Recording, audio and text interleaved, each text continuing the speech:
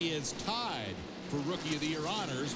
Started up front. Now Crawford's car has broken in a very big way, and that means Kenny Irwin will take over uncontested leadership of the rookie division. Here you see the points breakdown. Stacey Compton and Tony Raines also tied for second. Said qualified decently. Tammy Jo Kirk making a one-shot deal here tonight, having lost her sponsor. We'll take a commercial break with the action continuing on a Thursday night at Richmond. Bliss the leader, but Schrader is ready to challenge. Leaders at the start-finish line.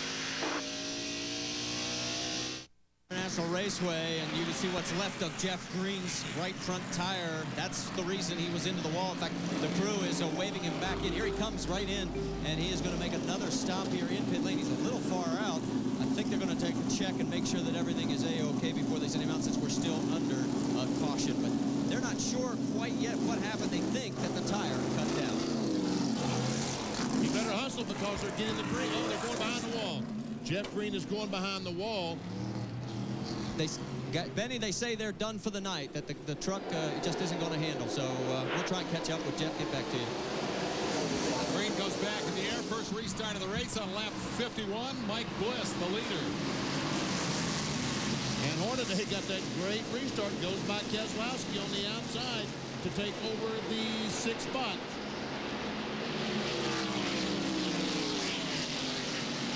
Next in his sights will be Joe Ruttman. Yellow hood, LCI, number 80. 4th, 5th, and 6th. Right there. Mike Bliss has had this all his way since he zipped around his old USAC rival, Kenny Irwin Jr., early in the race. And here goes 16 truck on the outside. Look at the distance he lost to Ruttman by trying that outside groove. And here's Schrader right on the back bumper of Bliss. Kenny of Winston Cup fame, making his first truck start of the season, but was 5th in the Richmond race 2 years ago, 1995. Got the potential for a good finish here this evening as he keeps the pressure on Bliss, but really hasn't launched the attack yet. Let's find out more about what happened to Jeff Green. He's with Marty. Yeah, Jeff, you pulled it behind the wall after the contact. Give us the reasons why.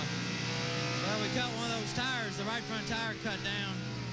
Probably run over something. I was running a little higher than everybody else to try to get a run off the corner, and kind of biding our time. You know, it's my first time. Appreciate Clarence and Redman for letting me do this. Thought we'd get a pretty good truck at the end of the race. Had a lot of things we could work on. Not my night. We're looking forward to Saturday. All righty. Dave, Benny, please stop sending me customers down here. I've got enough to do. And Mike Bliss, the former leader, is now back to second spot, and he just might lose that as Irwin tries to get on the inside. You know that Irwin is going to pull his way right back by just to show Bliss he can. After Mike did that to him early in the race. But look at Kenny Schrader. Check out on these guys. And Kenny Irwin moves into the second spot. Now we got a battle for third between Sprague and Bliss.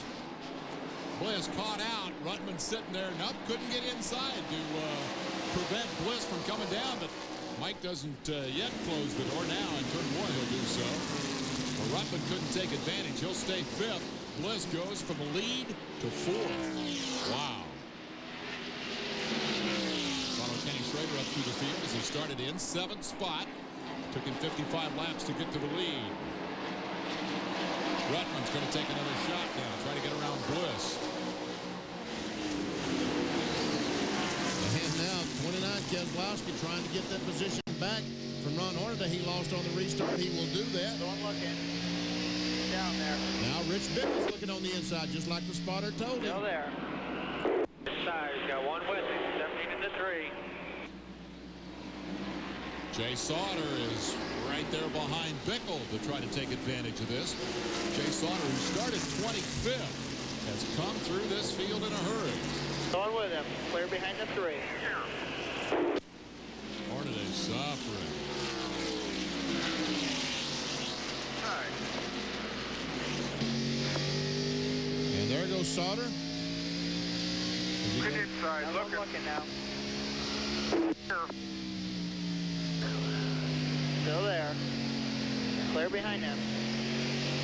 That's Chuck Bound going by the X-side truck. It's the rear bar. Hornaday says the rear bar. Remember that you're hearing 2 or 3 different sets of radio communication there. Spotters on more than one truck. Looky there. Keselowski has taken the number 29 Dodge right up past Joe Ruttman and into the top 5. And look out, here he comes on the inside of Bliss. Whoa. They call Earnhardt the Intimidator. Man, is Keselowski getting a grip off that corner tonight? Look at that thing. He's just blowing by these guys. And this has not been a great weekend for Dodge. A couple of better Dodges had to take provisionals here. Tony Raines, a winner in this series this year, had to take a spot. Keselowski says, hey, man, it's all up to me. I'll go out and do it all by myself. He's just blowing by some of the best trucks in the game. And Mike Bliss, the 2, is getting very, very loose. We've seen him wiggle several times. We'll check the speeds at the line. Oh, there's a battle for the lead as Irwin takes a look on the inside. I'm sorry, this is not the speed. This is how far the trucks are behind the leader. And we see back in 10th spot that Hornaday is over 4.5 seconds behind the leader, Kenny Schrader. That's some good trucks in series terms that do not appear to be very good here this evening. Hornaday is being at the top of that list. Riding with Irwin as Sprague keeps the pressure on him. Meanwhile, here is the second-ranked driver in the series, Rich Bickle in the 17, pursued by the rookie Jay Sauter, and Chuck Bound in the 99 is trying to tag onto the tail of that freight train and get around Mike Bliss as Bliss goes backward. Mike has slipped to 8th, and Bound is about to put him 9th.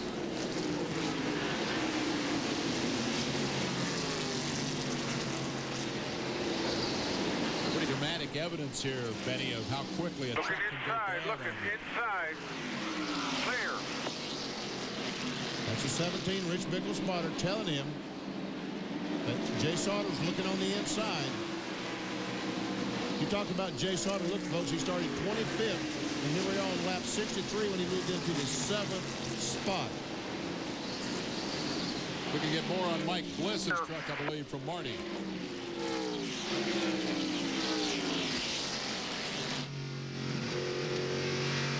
Benny's eagle eye has struck again. We checked with Barry Dodson, the crew chief. He says, yep, Mike is very loose. He's hanging on for dear life. Remember, in truck racing, they do get a mid-race break somewhere around lap 95 to 105, most likely 102. They will throw the yellow and bring the trucks to pit road for attention, adjustments, whatever you think your truck needs for the second half. Clear. And Barry Bodine, and just he's only run a handful of truck races. He moved by Ron Hornaday. Jeff Bodine's youngest son. Side by side for second spot. Jack Sprague on the bottom trying to put the move on Kenny Irwin Jr. The Ford holds on. The assault from the Chevy. Now, Sprague, you want to try this on the outside? I don't think so. So Irwin keeps the Ford in the middle of the fray up front. Got a Chevy in front of him and a Chevy behind. We'll take a commercial break and come back with more.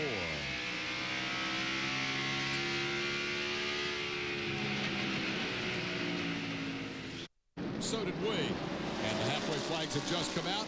NASCAR did not elect to call that the mid-race break. They are instead going to race past halfway. This is the midpoint in the race right here. And the halfway money goes to Kenny Schrader, but only by a couple of truck lengths over Keselowski, who sits in the second spot. Up to third is Jay Sauter. Jack Sprague rides fourth. Kenny Irwin Jr. rounding out the top 5. And now the yellow is out for the mid-race break.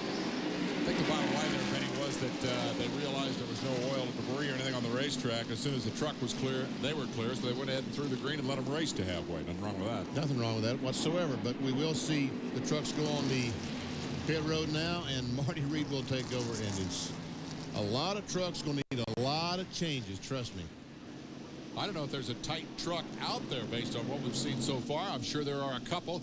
Here's the way they run in the Napa Field summary as we get to halfway, and there are some surprises in there. The numbers in parentheses on the right are where they started. As you can see, starting up front wasn't necessarily the hot ticket thus far. Sauter with the most impressive move of the bunch.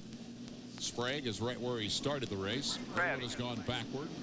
Bickle about holding his own. We'll take a look at 16 through 30. We see we have 21 trucks in the lead lap. Mike Wallace, the last car truck on the lead lap. And Tammy Jo Kirk back at 30 spot is out.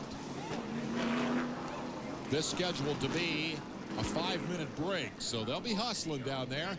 And so, too, will our Marty Green. Here are the guys who have retired here this evening. Yes, that is the Shelmerdine, Kirk Shelmerdine, former Earnhardt crew chief. Marty, you ready to go to work down there, buddy? Yeah, let's go right in and try and find out as they lift up the left side of the truck, and we let them get their work done. But Ken Schrader got to get in here real quick. You're showing these guys a few things out there. Everybody's been reporting real loose, and you're flying. Well, we'll have to see. You know, we're only halfway through, but little truck was running real good. We'll just have to see what happens in the second half. We got to get better, but they got the advantage because they know how much better they got to get. You know what changes you're going to make? Yeah, we sure do. I love this guy. He didn't tell us any secrets. He knows everybody's watching on the satellite.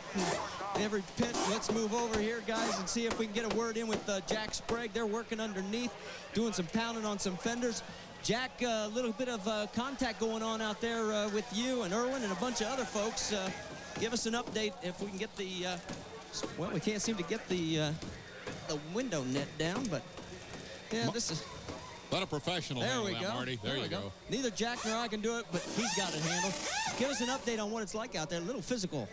Yeah, it's getting awful slippery, you know. It's I'm a little loose in, a little tight in the middle, a little loose off, so that's going to be a little bit hard to fix. But hey, the Quaker State Chevrolet's running good. We're doing what we have to do, and I'm sure Dennis will get it a little better. Maybe we win this thing. Were you surprised that everybody's been getting loose? Everybody thought this was going to be a tight racetrack. Well, it is tight, but we're getting loose coming off. We're burning the rear tires up coming off the problem. All right, we're going to let them finish up work. Come on with me, guys. We're going to go right next door because you can see the work. We already told you about the shock that's going to be going on in the Ron Hornaday area. In fact, we'll just let Corky get in there. They are changing the complete right front shock, putting 2 rubbers in. They're going to lower 2 pounds of pressure in the left rear, and then they're going to change the bump on the spoiler as well. So they got a lot of things going on, and I don't know where Ron went. I guess it was time for him to break off for a second because he's nowhere near the truck. One more stop we're going to make, guys. Come on with me real quick because we have got to give Bob Keselowski some airtime because this guy has done a miraculous job of working his way through this field. Bob, you are doing a great job right now. What's the crew telling you? Things are going along good right now, Marty. Towards the end of that run, we're getting a little loose, but I hate to do too much adjustment. You know, we're running second. You like to win, but you don't want to screw it up either. So we're going to make some fine adjustments and hope we go the right way. So you're basically going to do a little fine-tuning, not some major overhauls like some of the other guys. Real fine, and hopefully we don't screw it up. What are you looking at there? Here, and Jimmy Spencer come by and offered up some, and we're kind of talking with him a little bit, see if we can make some air pressure adjustments rather than change the chassis adjustment. Okay, are you going to show us those numbers, or you want to hold on to... Oh, a guy who's going to show us the numbers. Hey, everybody else has been keeping secrets from us. Thanks, Bob. Good luck. Guys, I'm going to turn back to you. We're going to try and bolt to the other end of pit lane. Say anything there? Could you make any sense of those numbers? I just quickly saw the numbers. What they were talking about was the air pressure buildup in the tires.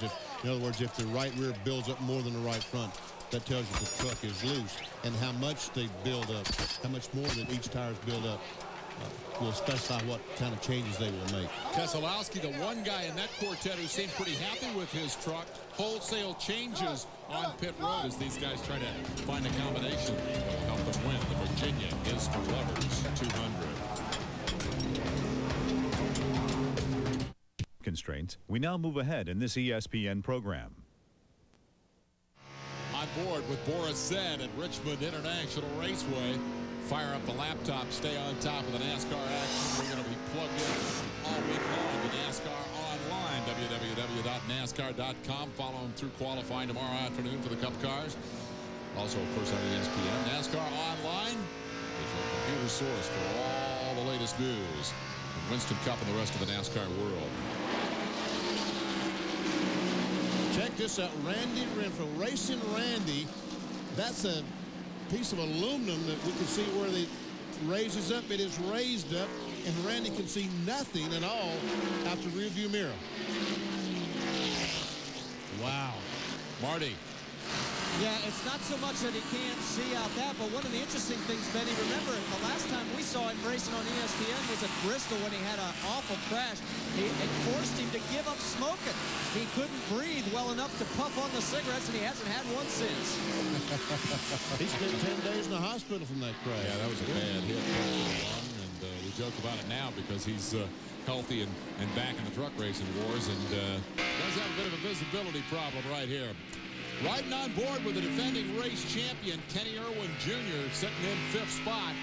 And all over him is Rich Bickle, who is currently 2nd in the standings. He's 6th on the racetrack. That's Kenny Schrader, the 53, right in front. The Penda Truck Accessories Chevrolet. Schrader runs a few races each year. Kenny sounded pretty proud of that at the halftime break, but has not been able to make much of an inroad here in the second half. Sitting in 4th and nowhere near your top 3. If they drop the rag right now, Sprague would lead by 100 over Bickle, with Hornaday 135 back. Now, 35. Bickle continues to lead Hornaday on the racetrack, but Hornaday has been moving forward. Kenny Irwin will move up 2 spots into 10th place in the NASCAR Craftsman Truck Series points. And also take the Cintas Rookie of the Year point standings, and I guarantee you tomorrow afternoon, none of that is going to mean a thing to Kenny Irwin Jr. because he's going to be strapping himself into Robert Yates' car and trying to, actually technically it's not Robert Yates' car, but he's